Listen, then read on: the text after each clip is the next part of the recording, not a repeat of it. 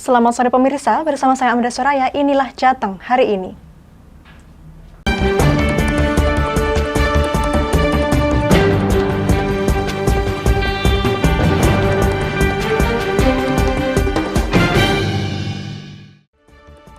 Ketua Umum Partai Gerindra Prabowo Subianto menyatakan dukungannya terhadap Wali Kota Solo Gibran untuk maju pada Pilgub 2024.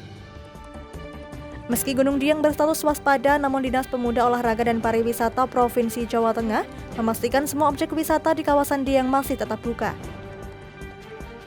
Jembatan penghubung antara Kudus dan Demak sepanjang 9 meter dan lebar 2,5 meter akan selesai pada awal Februari mendatang. Puluhan buruh PT Far East Shipping yang tergabung dalam Serikat Buruh Independen atau SBI menggeruduk kantor Dinas Ketenagakerjaan Semarang. Puluhan buruh tersebut menolak pemutusan hubungan kerja sepihak dan menuntut dapat dipekerjakan kembali atau diberi pesangon sesuai aturan yang ada. Siap berjuang! Siap! Puluhan buruh yang tergabung dalam Serikat Buruh Independen menggeruduk kantor Dinas Ketenagakerjaan Semarang untuk bermediasi dengan pihak PT Far East Shipping. Para buruh mengaku pihak PT Far East Shipping memutus hubungan kerja dengan sepihak dengan alasan sepinya pesanan. Ketua Serikat Buruh Independen PT Far East Shipping Mukhlis mengungkapkan bahwa pemecatan terhadap 35 buruh pada bulan Desember lalu adalah akal-akalan perusahaan. Mukhlis meneruskan bahwa sejak Januari dirinya dan karyawan lain tidak memiliki status yang jelas apakah diliburkan atau di PHK karena tidak ada informasi yang jelas dari perusahaan. Kegiatan kita sejak Januari, tanggal 2 Januari itu kita hanyalah datang, absen dan foto bersama karena kita sejak tanggal Januari datang tidak diizinkan untuk masuk bekerja. Tapi tetap absen, Pak? Tetap absen. Kita absen sendiri. Yang jelas kita menginginkan dalam mediasi tadi kita menginginkan untuk kita dipekerjakan kembali. Karena memang faktanya memang di dalam perusahaan masih ada kegiatan produksi. Sementara itu, Purianti, salah satu karyawan yang ikut dalam mediasi tersebut mengungkapkan harapannya agar dapat bekerja kembali, akan tetapi jika terpaksa di PHK, pihaknya meminta uang pesangon sesuai dengan undang-undang yang berlaku. Saya pengennya ya dipekerjakan kembali, kalau memang bisa, kalau tidak ya di PHK sesuai peraturan undang-undang gimana PHK-nya gitu. Terus menurut teman-teman, gimana teman-teman seandainya kita bekerja kembali? Tapi kalau kita bekerja kembali, perusahaan harus kita tuntut sesuai apa yang prosedur di undang-undangnya, seperti kayak apa Pak? Susu. Iya, skala upah itu loh, Mbak. Itu harus dipenuhi gitu. Dalam mediasi tersebut belum menemukan titik terang dan keputusan karena PT Far East Shipping hanya diwakilkan oleh HRD. Sementara itu pihak Dinas Ketenagakerjaan belum dapat dimintai keterangan dengan alasan Kepala Dinas Ketenagakerjaan sedang berada di luar kota. Dari Semarang, Fajar Mukti, Lingkar TV, melaporkan.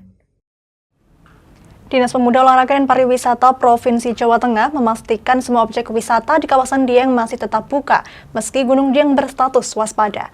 Pihak Disporapar menyebut pihaknya selalu berkoordinasi dengan PVMBG terkait dengan peningkatan status Gunung Dieng.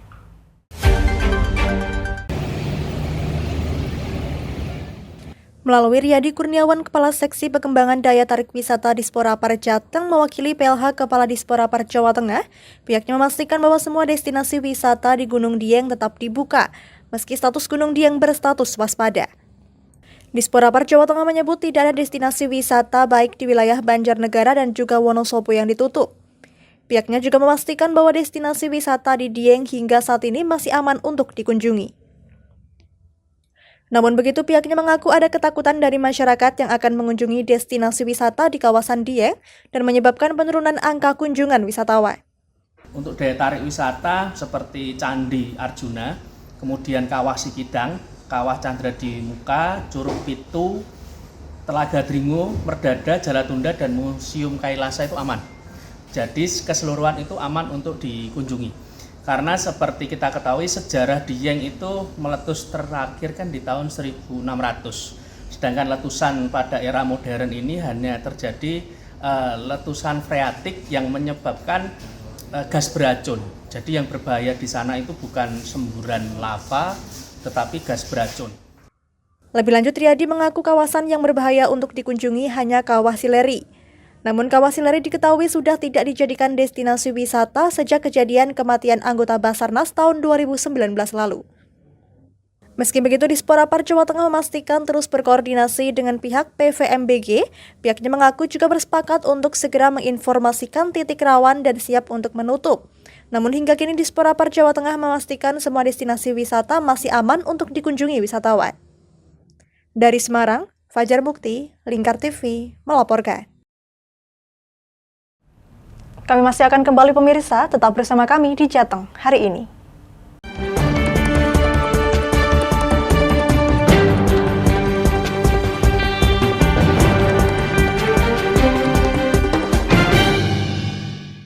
Berpuluh-puluh tahun kita bangsa Indonesia telah berjuang untuk kemerdekaan tanah air kita. Mengupas sejarah Indonesia yang penuh makna. Merdeka atau mati. Berbagai informasi sejarah yang ada di Indonesia, sejarah tradisional warisan bangsa.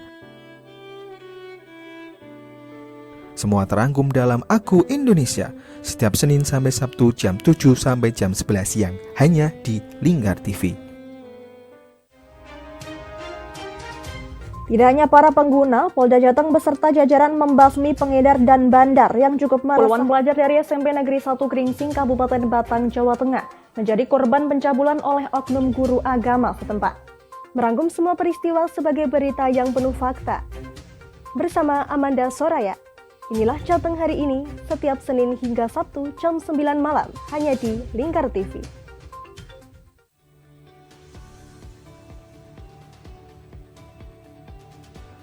Selamat siang pemirsa, bersama saya Galus Karkinanti. Inilah Jateng terakhirnya tertabrak truk dan terseret hingga belasan meter. Informasi-informasi terkini akan kami sajikan untuk Anda dalam Jateng terkini, setiap jam 12 malam hanya di Lingkar TV. Oke, kembali lagi di Ngobrol Inspirasi. Kini Kak Uns akan menemani sore Anda dengan topik-topik yang menarik. Adik, kita tak selamanya indah, adik. Kayak gitu ya.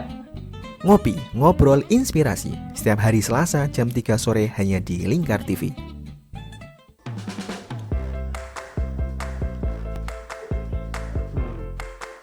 Petualangan yang menarik sang pencinta kuliner. Mantul tetap, mantap rasanya pemirsa. Menikmati setiap makanan yang lezat dan mantap saat dihidangkan. Semua hadir di Wayai Kulineran, setiap hari Minggu jam 11 siang hanya di Lingkar TV.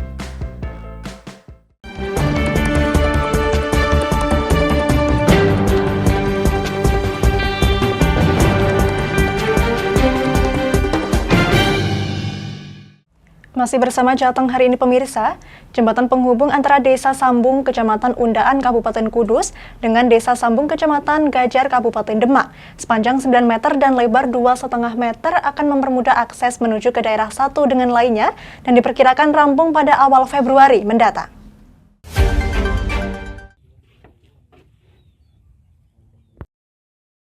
Jembatan dengan panjang 1 meter dan lebar 2,5 meter akan rampung pada awal Februari. Jembatan ini membantu para petani, pekerja, serta anak sekolah yang melintas. Mulanya sebelum ada jembatan, masyarakat menyeberangi Sungai Wulan dengan perahu. Kapasitas perahu mampu mengangkut 13 sepeda motor dan para pengendara. Masyarakat cukup terbantu adanya jembatan ini, semakin memudahkan akses antara Kudus ke Demak atau sebaliknya, dan nantinya jembatan ini akan dioperasikan dengan sistem berbayar. Setiap sepeda motor yang melintas akan dikenai biaya Rp2.000. Pengelola jembatan apung ini juga merupakan para pengelola kapal yang membantu penyeberangan warga. Pembangunan jembatan ini didanai oleh investor dari Brebes yang sebelumnya juga membangun jembatan apung Setrowaru. Ya udah 95% lah. Pak, kalau biasanya akses ini lewat siapa, Pak? Ya untuk pabrik, untuk orang biasa, orang anak sekolah, sawah. Pak, sebelum ada jembatan ini warga yang melintas menggunakan apa, Pak? Perahu. Kalau dulu waktu perahu itu ditarik ongkos berapa, Pak, per orang? Ongkos kalau PP 5.000. Kalau PP 5.000. Itu per orang atau per kendaraan? Per kendaraan. Kalau ini nanti rencananya, Pak? 2.000 masuk, 2.000 masuk. baru masuk, mereka 2000, pulang 2000 gitu ya. Jembatan ini nantinya akan dipercantik dengan lampu guna menerangi jalan. Tak hanya itu, akses jembatan akan dibuka 24 jam non-stop. Dan selalu ada penjaga di sekitar jembatan dan masyarakat tentunya bisa melewati jembatan dengan aman dan nyaman. Dari Kudus, Mutia Parasti, Lingkar TV, melaporkan. Ya, pemirsa, SMP 1 Gebok terima akreditasi perpustakaan oleh Perpustakaan Nasional yang diserahkan langsung oleh Bupati Kudus dan menyambut akreditasi A. SMP 1 Gebok mempersiapkan akreditasi ini selama 1 tahun. Tanggung-tanggung perpustakaan dikolaborasikan dengan teknologi digital. Sudah, Bu. Apresiasi atas kerja keras SMP Negeri 1 Gebok mempersiapkan akreditasi perpustakaan selama 1 tahun, terbayar dengan perolehan akreditasi A. Tak hanya itu, prestasi ini pertama kali didapat sekolah ini. Pihak sekolah lekas merombak mulai dari memastikan ketersediaan buku, baik jumlah maupun jenis koleksi. Selain itu juga kartu perpus dengan barcode. Tak hanya itu, digitalisasi juga dilakukan dengan mendata buku, sehingga siswa yang hadir di perpustakaan diharuskan men-scan barcode untuk absensi, peminjaman buku, serta pengembalian. Setiap hari 1 kelas dijadwalkan untuk mengunjungi perpustakaan. Tiap harinya selalu ada 8 kelas yang berkunjung ke perpustakaan. Hal ini nantinya akan menjadi pembiasaan siswa untuk gemar membaca. Yang saya sampaikan tentang pengembangan koleksi. Jadi untuk bukunya, bahan bacaannya, koleksinya seperti apa. Kemudian jenis, jumlah koleksinya, proporsi sesuai dengan permintaan di komponen ini atau tidak. Kan buku non-fiksi harus lebih banyak daripada buku fiksi. Nah, ini terpenuhi atau tidak gitu. Jadi ini ada banyak sekali, kemudian penambahan koleksi dan lain-lain. Kemudian untuk pengolahan. Nah, ini untuk yang pengolahan itu di sini inventarisasi, klasifikasi dan lain-lain, sehingga kemarin mungkin harus menempatkan rak-rak sesuai dengan klasifikasi, harus sesuai dengan jenis buku dan seterusnya. Nah, itu juga perlu proses yang lama gitu, sehingga istilahnya memang harus didata ulang, diinventaris ulang, baru ditempatkan sesuai dengan rak-rak. Meski begitu, untuk akreditasi kini komponen penilaiannya mengalami penambahan yang semula 6 item menjadi 9 item penilaian. Item ini merupakan pecahan dari 6 item sebelumnya. Ya, kalau dulu 6 komponen, sekarang 9 komponen. Tahun kemarin 6 komponen ya? Iya, sekarang sudah naik jadi 9 komponen. Desember. Sama 6 komponen itu ada ditambah. Tambahnya ada komponen penguat itu, ada inovasi kreativitas, ditambah IPLM, indeks dan TGM. IPLM itu indeks peningkatan literasi masyarakat, sama TGM tingkat kegemaran membaca. Jadi tambah jadi 9, ada yang dipecah. Budaya literasi terus digalakan mengingat setelah pandemi COVID-19, siswa-siswi tidak bisa mengakses perpustakaan. Inovasi dan kreasi juga terus diupayakan SMP Negeri 1 Gebok dengan menambah ruangan perpustakaan untuk ruang baca. Nantinya ruang baca akan dilengkapi dengan permainan yang bisa menyegarkan otak para siswa seperti catur dan dakon. Selain itu, permainan tersebut diberi barcode sehingga para siswa dapat mencari tahu informasi terkait permainan tersebut. Dari Kudus, Mutia Parasti, Lingkar TV, melaporkan.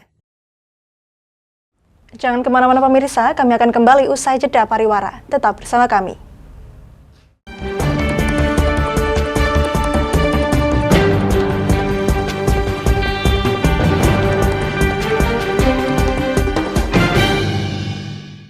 Berpuluh-puluh tahun kita bangsa Indonesia telah berjuang untuk kemerdekaan tanah air kita.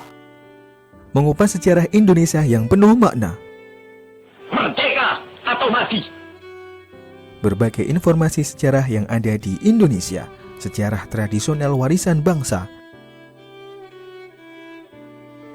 Semua terangkum dalam Aku Indonesia, setiap Senin sampai Sabtu jam 7 sampai jam 11 siang, hanya di Lingkar TV.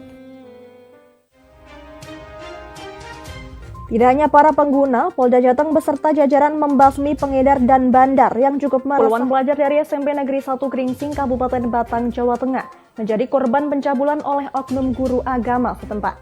Merangkum semua peristiwa sebagai berita yang penuh fakta.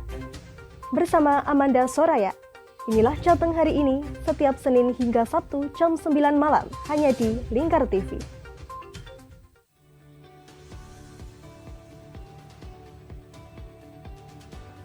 Selamat siang pemirsa, bersama saya Galus Karkinanti. Inilah Jateng terakhirnya tertabrak truk dan terseret hingga belasan meter.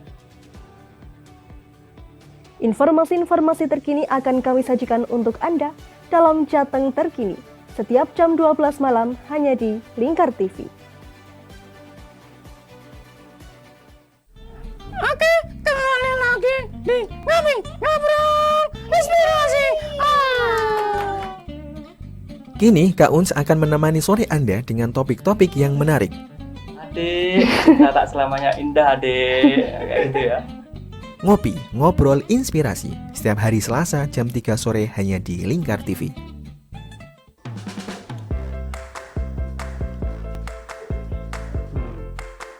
Petualangan yang menarik sang pencinta kuliner. Mantul tetap mantap rasanya pemirsa. Menikmati setiap makanan yang lezat dan mantap saat dihidangkan. Semua hadir di Wayai Kulineran setiap hari Minggu jam 11 siang hanya di Lingkar TV.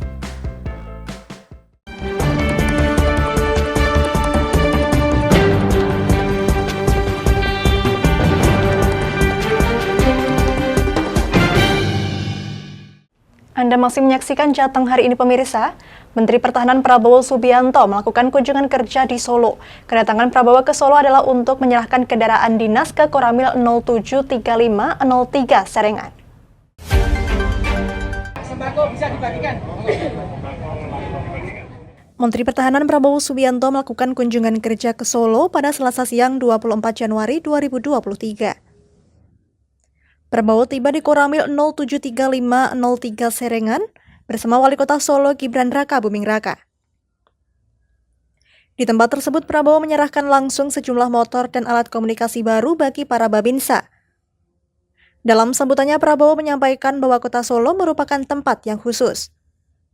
Prabowo juga mengucapkan banyak terima kasih kepada Wali Kota Solo Gibran Raka Buming Raka yang telah mengundangnya pada kegiatan tersebut.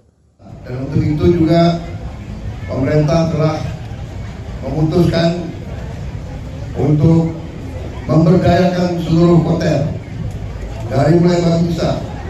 Seluruh babinsa seluruh Indonesia akan kita bekali dengan kendaraan motor yang baru, juga dengan alat komunikasi yang baru, dan kita akan perbaiki kantor-kantor komando teritorial. Sedangkan Dandim 0735 Solo Letkol Infanteri Devi Kristiono mengatakan bahwa pihaknya mendapat bantuan sepeda motor dinas sebanyak 25 unit, di mana motor tersebut nantinya akan digunakan oleh Babinsa untuk menjalankan tugasnya. Kemudian memberikan bantuan obat, bahkan vaksinasi. Jadi mereka itu memang kendaraannya kan belum maksimal didukung seluruhnya. Pada siang hari ini dari Kemenhan dibantu 20 unit, tentunya ini akan membantu operasional kendaraan Babinsa pada saat turun ke wilayah. Dandim juga menjelaskan bahwa motor ini sangat cocok digunakan para Babinsa dalam melewati gang-gang kecil yang ada di dalam perkampungan. Terkait operasional, Dandim menegaskan bahwa mulai hari ini motor tersebut sudah mulai dioperasionalkan. Dari Solo, Raditya Hirmansyah, Lingkar TV, melaporkan.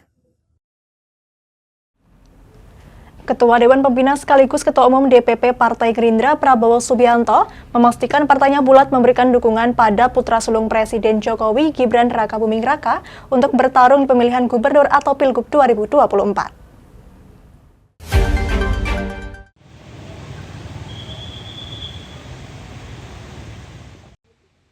Pernyataan Prabowo itu disampaikan langsung usai berbicara empat mata dalam jamuan makan malam bersama Gibran di rumah dinas Wali Kota Solo Loji Gandrung pada Selasa malam 24 Januari 2023. Prabowo juga mengaku bahwa baru kali pertama ini datang berkunjung ke Loji Gandrung. Ya saya lihat beliau pemimpin muda yang sangat potensial. Kami selalu akan mendukung pemimpin-pemimpin yang dinamis, yang bekerja keras untuk rakyat. Dan ya kami cocok sama Mas Gibran gitu. Beliau di mana aja pas tuh. Kalau saya lihat. Bapak sendiri akan mendukung? Saya dukung. Saya kira dari dulu saya dukung ya Mas Gibran. Kalau melihat profilnya sendiri, Pak Prabowo merasa Mas Gibran lebih cocok ke DKI atau Jawa Tengah? Saya tadi katakan dua-duanya beliau cocok, dua-duanya beliau pasti berhasil. Tapi kan misalnya secara karir politik lebih bocor kalau ke DKI 1 ya? Ya belum tentu. Siapapun tergantung orangnya kan, tergantung orangnya. Banyak yang melihat Mas Gibran masih terlalu muda Pak untuk ke gubernur Pak. Menurut Pak Prabowo sendiri seperti apa Pak? Kalau saya tidak lihat usia ya, kalau yang penting pengabdiannya itu kalau saya. Prabowo juga sangat terkesan dengan kemajuan pembangunan kota Solo di bawah kepemimpinan Wali Kota Gibran. Atas dasar prestasi tersebut, Prabowo menilai bahwa sosok Gibran layak maju Pilgub dan Partai Gerindra memberikan dukungan. Menurutnya Gibran merupakan sosok pemimpin muda yang sangat potensial. Pihaknya selalu akan mendukung pemimpin-pemimpin yang dinamis dan bekerja keras bagi rakyat. Tapi Jateng atau DKI yang macamnya Mas? Gimana Mas? Ngono lho takonane langsung. Kan to the point. Tak jawab sih kan dari ini. Saya layalan bareng. Jawabannya kan kita belum memutuskan. Ya ditunggu aja nanti ya. Santai. Luar biasa itu ya, dan ya itu tentu itu salah satu mentor role model juga. Yang paling jenengan ingat dari Pak Prabowo mungkin selama kiprahnya selama ini di hal apa mungkin? Banyak, terutama ketika beliau sudah menjabat sebagai menteri atau wakil yang biasa sekarang. Apa program yang sekarang Malah nggak usah disebutkan satu persatu, sudah tahu semua prestasi beliau. Terkait kelayakan Gibran maju pada Pilgub Jateng atau DKI, Prabowo menegaskan keduanya cocok dan Partai Gerindra bulat memberikan dukungan. Prabowo juga mengapresiasi putra bungsu Presiden Jokowi Kaisang Pangarep yang ingin terjun ke dunia politik, terlebih sosok Kaisang masih muda. Dari Solo, Raditya Hermansyah, Lingkar TV, melaporkan. Demikian Jateng hari ini, saya Mada Soraya dan seluruh kru yang bertugas pamit dari hadapan Anda. Terima kasih dan sampai jumpa.